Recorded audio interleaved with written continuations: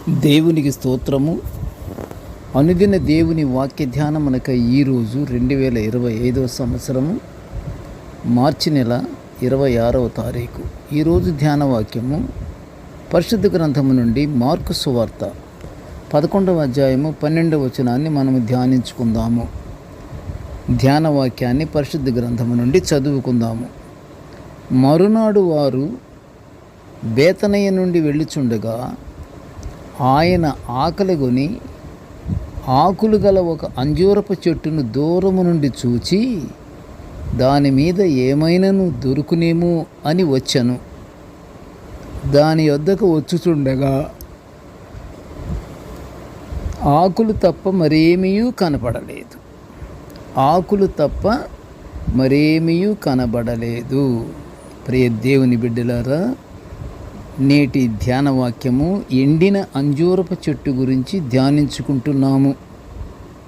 యేసు ప్రభువు వారు యెరూషలేము జయప్రవేశం తర్వాత మరుసటి రోజు మరునాడు వారు బేతనయ్య నుండి వెళ్ళుచుండగా, యేసు ప్రభువు వారు యెరూషలేము జయప్రవేశం తరువాత ఆ మరుసటి రోజు, అది మరునాడు వారు బేతనయ్య నుండి వెళ్ళుచుండగా, ఆ మరునాడు యెరూషలేము జయప్రవేశము చేసిన తరువాత మరుసటి రోజు బేతనయ్య నుండి యెరూషలేము వెళ్ళు బాటలో యేసు ప్రభువు వారు ఆకలిగొని ఆకులు గల ఒక అంజూరపు చెట్టును చూచి తినటానికి దాని మీద ఏమైనా దొరుకునేమో అని ఆ చెట్టు దగ్గరకు రాగా ఆకులు తప్ప మరేమీ కనబడలేదు. ఎంత విచిత్రము! అంజూరపు చెట్టు ఉంది, బాగా చక్కగా ఎదుగుతుంది, దాని నిండా ఆకులు మాత్రం ఉన్నాయి. ప్రభువారు అది చూచి ఏమైనా ఫలాలు దొరుకుతాయేమో, ఆకలిగా ఉంది, ఖచ్చితంగా ఇంత విరివిగా పచ్చటి ఆకులతో ఉన్న ఈ చెట్టు దగ్గరికి వెళితే మనకి ఆకలి తీరుతుంది, ఖచ్చితంగా పండ్లు ఉంటాయి అనుకొని ప్రభువారు అక్కడికి వచ్చారు.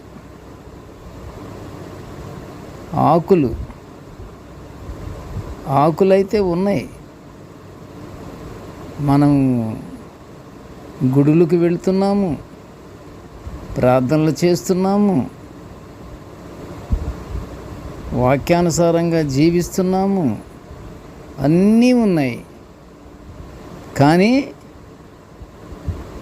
లోన ప్రభు అంటే భయము లేదు, భక్తి లేదు.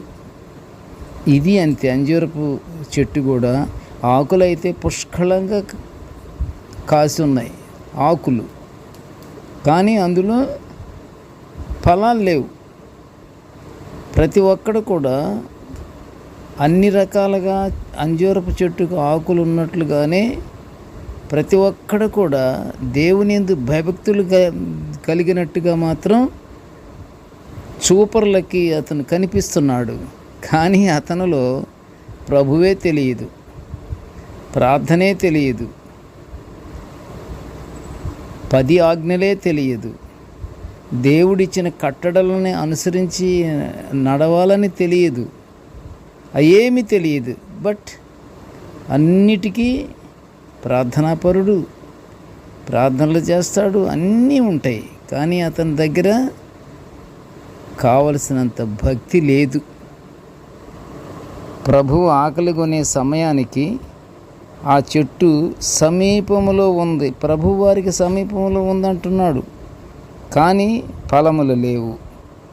ప్రభువుకు భౌతికమైన ఆకలి కంటే మహాలయంలోనూ చుట్టూ జరుగుతున్న ఆత్మశూన్యత, ఆ తంతు ఈయనకి కోపం తెప్పించింది. ఆ చెట్టుకు ఏమి ఫలాలు లేవని, ఇక మీదట నీవు ఎప్పటికీ కాపు కాయకుందువుగాక అని ప్రభువు చెప్పినందున ఆ చెట్టు తక్షణమే ఎండిపోయినది. నిన్నటి దినాన యెరూషలేము నగరాన్ని చూచి ప్రభువు విలపించినట్లుగా లూకాసు వార్త 19వ అధ్యాయం 41లో వ్రాయబడి ఉన్నది. దేవుడు శత్రువుల నుంచి తమను విడిపిస్తాడని యూదుల నిరీక్షణ. యూదులకి ఒక నిరీక్షణ అంటూ ఉంది.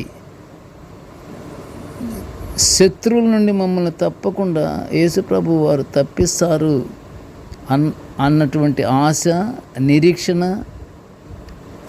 ఆ యూదులలో ఉన్నది. దేవుడు శత్రువుల నుంచి తమను విడిపిస్తాడని నిరీక్షణతో ఎదురు చూస్తూ ఉన్నారు యూదులు. అయితే యేసు వచ్చినప్పుడు వారు ఆయనను రక్షకుడుగా అంగీకరించలేదు. చెట్టుకైతే మంచి ఆకులున్నాయి, కానీ ఫలాలు లేవు.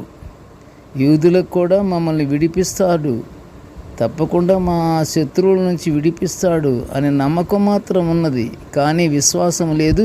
అసలు యేసు ప్రభువునే గుర్తుపట్టలేకపోయారు. యేసు ప్రభువే రక్షకుడు వచ్చి ఉన్నాడనే వాళ్ళకి నమ్మిక ఈ రోజు వరకు కూడా లేదు. ప్రియ దేవుని బిడ్డలారా, అయితే యేసు వచ్చినప్పుడు వారు ఆయనను రక్షకుడుగా అంగీకరించలేదు. దుఃఖములో ఉన్నవారికి, బంధకాల్లో ఉన్న నలిగిన బీదవారికి శుభ సందేశాన్ని అందించే రక్షకుడు వస్తాడని ఇశ్రాయేలు ప్రవక్తలు ప్రవచించినా యూదుల దగ్గరకు వచ్చిన రక్షకుడైన యేసుక్రీస్తును వారు రక్షకుడుగా అంగీకరించలేదు. అనేక మంది ప్రవక్తలు కూడా ప్రవచించారు ప్రభువారు వస్తున్నారు అని, కానీ యూదులకి ఆ నమ్మిక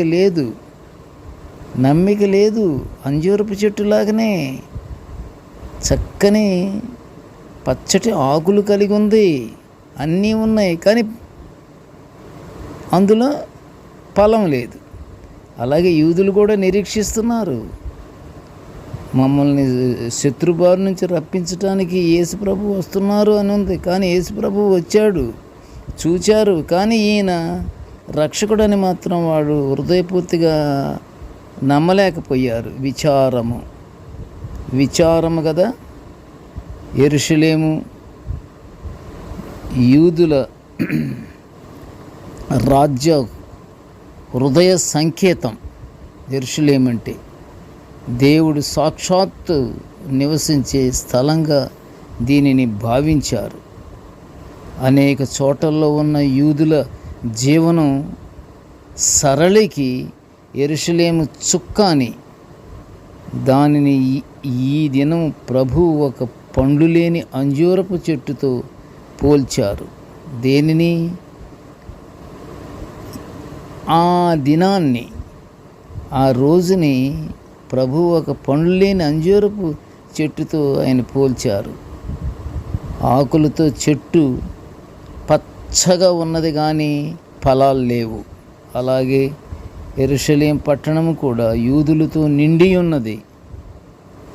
యూదులు ప్రభువారి రాక, ప్రభువారు వస్తారు, మమ్మల్ని రక్షిస్తారు, మమ్మల్ని చెర నుండి విడిపిస్తాడు అన్నటువంటి నమ్మకంతో యూదులు యెరూషలేం పట్టణం నిండా ఉన్నారు. కానీ యూదులలో దైవ చింతన, నీతిమంతము ఎక్కడనూ లేదు. క్రైస్తవ జీవనయాత్రలో క్రీస్తుకు సమీపంగా జీవించడానికి ప్రభువు ఎన్నో అవకాశాలు ఇస్తున్నాడు. శాంతికి, దేవునికి, నీతికి చిహ్నమైన క్రైస్తవ జీవితం ఆ గుర్తులు చూపనప్పుడు, వేళ్లతో సహా ఎండినప్పుడు ఏ తోటమాలి మన పక్షంగా వాదించి రక్షింపలేడు.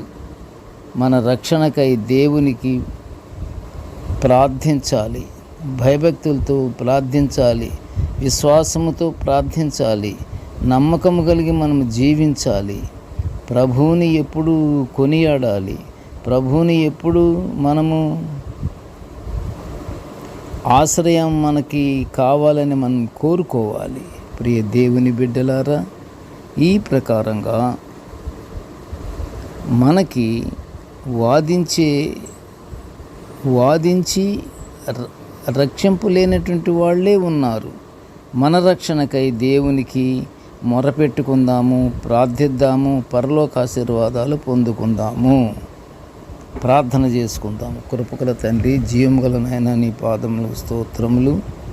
తండ్రి, నీవు మాకు అనుగ్రహించిన గొప్ప భాగ్యము, నీ దివ్యమైన వాక్యాలను నిత్యం ధ్యానించుకునే ఈ భాగ్యాన్ని మాకు అనుగ్రహించినందుకు నీ ఘనమైన స్తోత్రములు నాయన. ప్రభువా, నేటి ధ్యాన వాక్యమును వినుచున్న ప్రతి బిడ్డను ఆశీర్వదించయ్యా. ఇదిగో తండ్రి, మేము ఎల్లప్పుడూ నిన్ను నమ్ముకొనుచు దేవా, మిమ్మల్ని హృదయపూర్తిగా విశ్వసించి నీవే మా రక్షకుడివే అని నమ్ముకునే భాగ్యాన్ని మాకు అనుగ్రహించి నీ బిడ్డలముగా మమ్మల్ని వాడుకొనమని తండ్రి, నీ పరలోకాశీర్వాదాలు మాపై కృమ్మరించమని ఈ మనవులన్నీ యేసయ్య పుణ్యనామమున వినయముగా వేడుకొంచుంటున్నాము తండ్రి. ఆమెన్. దేవుడు మనల్నందరినీ బహుగా దీవించుగాక.